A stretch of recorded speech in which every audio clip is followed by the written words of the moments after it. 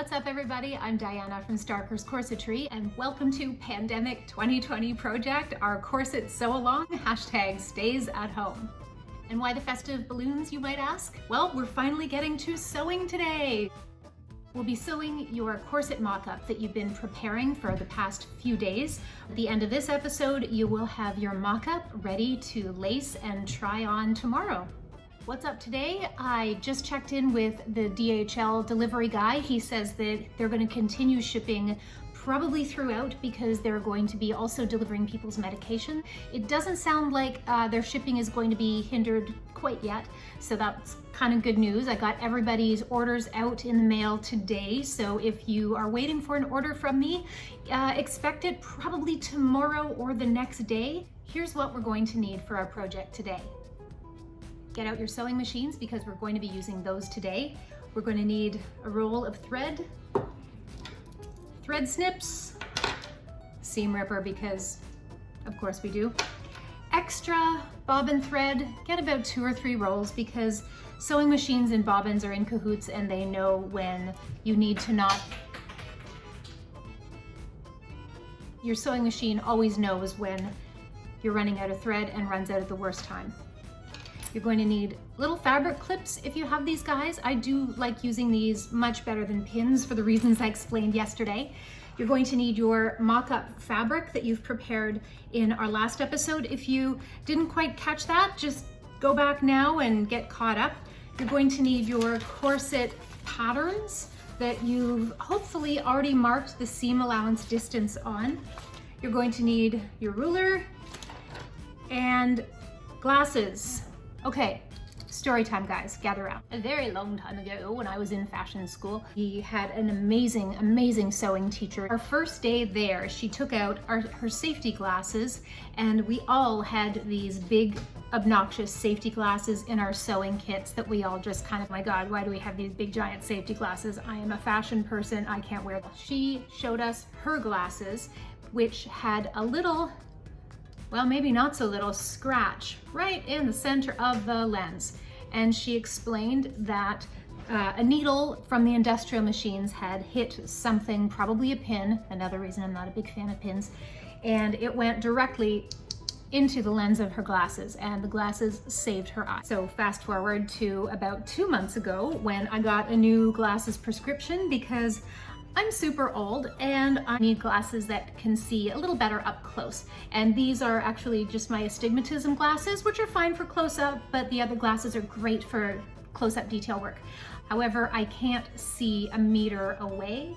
So if I need to get something on my sewing table, I put them up, grab the thing, and put them back down. Whereas with these, I'm accustomed to sewing and just leaving them on. The new glasses, I'm always up, down, up, down. I put them up, grab something on my sewing machine, started up my industrial, started sewing, and of course, like a grapefruit, the needle broke and knew exactly where my eyeball was.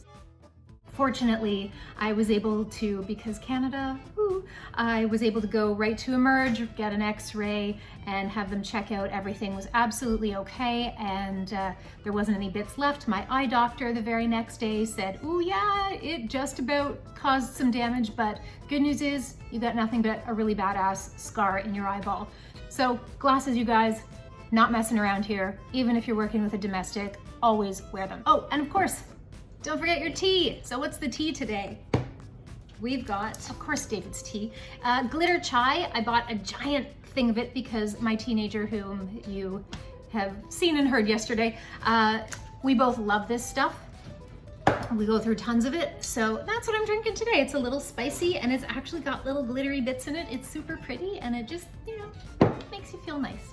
Well, if you're ready, grab your glasses and let's get sewing. The easiest way to do this is to take each piece and just lay them like that. Then grab your piece number 2, separate it, lay it on top. Piece number 3, 4, and 5. We're again not using our center front placket for our mock-up. We're just going to be using our left and right sides for now, as well as our center back placket. And we're going to begin with our first 2 panels. I'm going to be sewing with the seam allowances towards the outside. So when you go to put your corset on, all of your seam allowances are going to be showing. This is going to help quite a bit during the fitting stage of your mock-up. So line them up at the waist and take a little clip and clip them together. This is how we're going to begin each and every one of them. Now we want to really make sure that our waists line up. It's a little less important that our ribs, high hip and low hip, measure up as well. Those are really just fitting guidelines, but it is super important that the waist always matches up. Again, you may have more pattern pieces. We're just going to keep clipping right at the waist. Now we're ready to put this guy in the sewing machine. With our waist point clipped together, we're going to start sewing with a 1/2 inch seam allowance. And don't forget to back stitch for our top and bottom.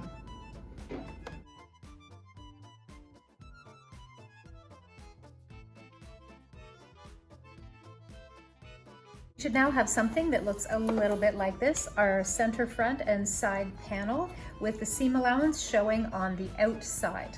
Continue with the rest of the panels, sewing them together with a 1/2 inch seam allowance, clipping them together at the waist each time.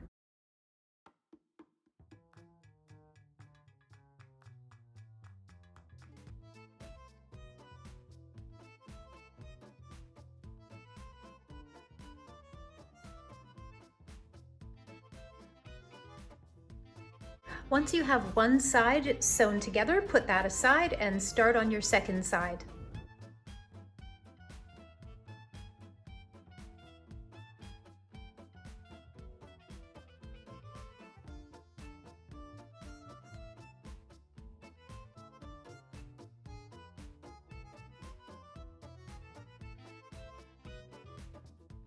Start sewing both sides together. We're going to correct your pattern. We're going to start by drawing in our center front seam allowance, which is probably, at least in this case, going to be 3/4 of an inch. We're going to refer back to our pattern pieces that we've written our measurements on for each panel, just to make sure that we are right on track for our panel pieces being absolutely perfect. So we know this should be 2.5 inches. And that is awesome. 2.5 inches down here. Yep, and down here, another 2.5. We're going to go up here and make sure, oh my gosh, my tension's off, oh no. And 2 3/4 inches, perfect. So when we've measured our panel and made sure that it matches up exactly to the measurements earlier, we put a little check mark there and we move on to our next panel piece.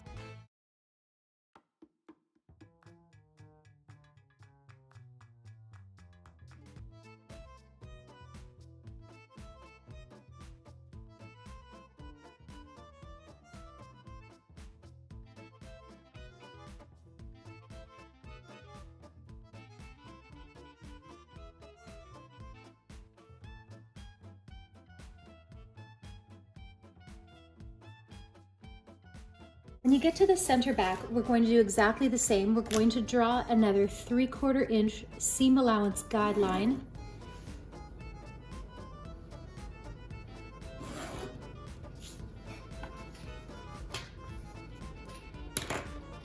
And then we're going to check our measurements as we did with the rest of the panels.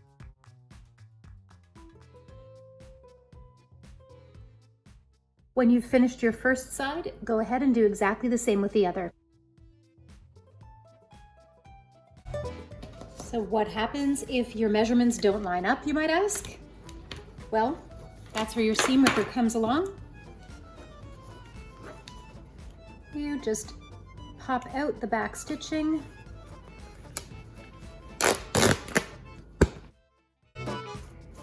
And sew that seam all over again until it's perfect.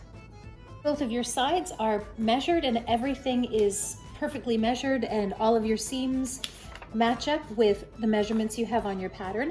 We're going to start sewing our center back plackets. Right sides together, and we're going to use a 3/4 inch seam allowance on the back.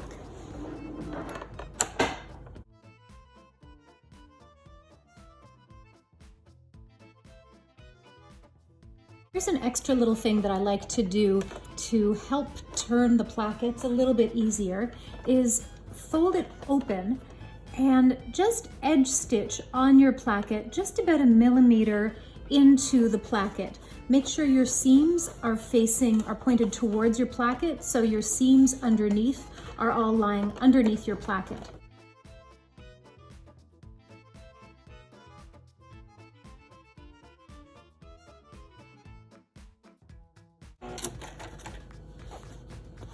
Just like that.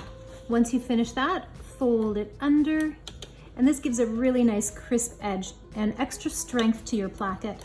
We don't really need that much strength in our mock-up, but it's a good practice for when we start to do this with our actual corset. And then we're going to edge stitch, again using the teeniest, tiniest, narrowest little edge stitch, just about 1 millimeter from the edge.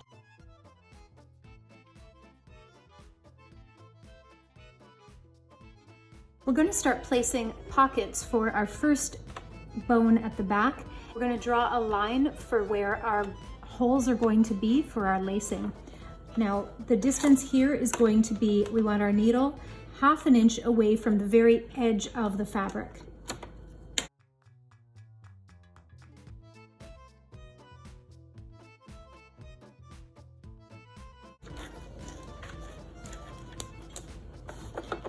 Okay, so there's our first bone case, and now our lacing line. Oh, and this is 1 inch away from the edge. So this is going to be 1/2 inch here, and this is going to be another 1/2 inch. So now you should have your bone case and a line for where the holes are going to be. We're not going to necessarily need a second bone case. This is just our mock-up. Really just looking for how the fit of the rest of the corset is going to be. We're going to need the second bone case channel during our actual corset construction. Go ahead and do the exact same thing with the other side. 3/4 inch seam allowance.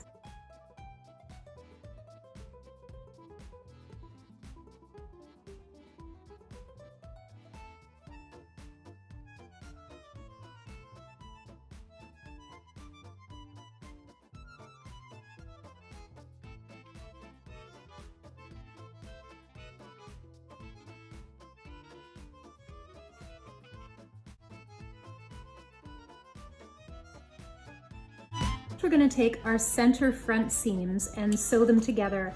I like to do a 3/4 inch seam allowance because we're not putting a busk in here, so we'll be able to put just a wider piece of boning or something a little thicker in the front just to simulate a busk.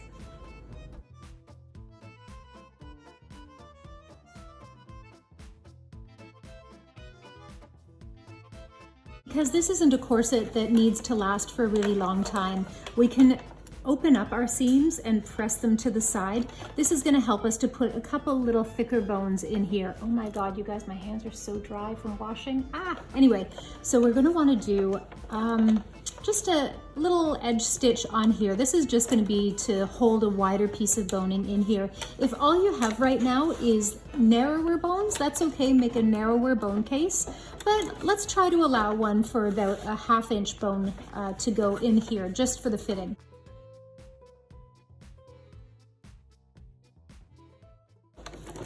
On one side, oh my gosh, my stitches are so sloppy here. I'm not used to this domestic. Okay, I'll try to do better this side.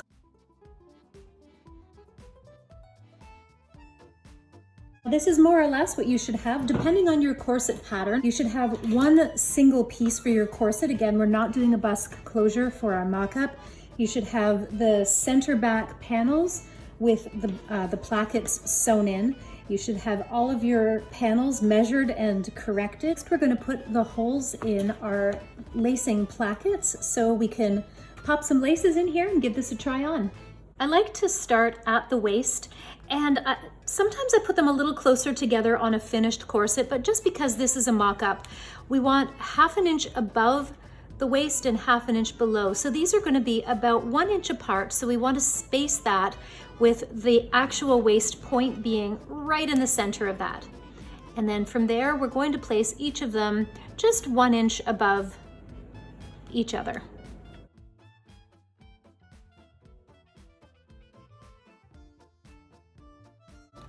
And repeat it on the other side. put it right together and just try to mimic exactly what you did on this side here. Try as best as you can to keep them right in the center, right in between, and not kind of off to the side here or anything wonky. You want them nice and centered inside of your back placket. There you have it. You've got your mock-up ready to go. Tomorrow we're going to pop the holes in. We're going to put pieces of boning in the front and back and try on our mock-up and do some corrections. So that's it for today, you guys. Thanks for joining me again today, and I will see you tomorrow with part 6. Bye.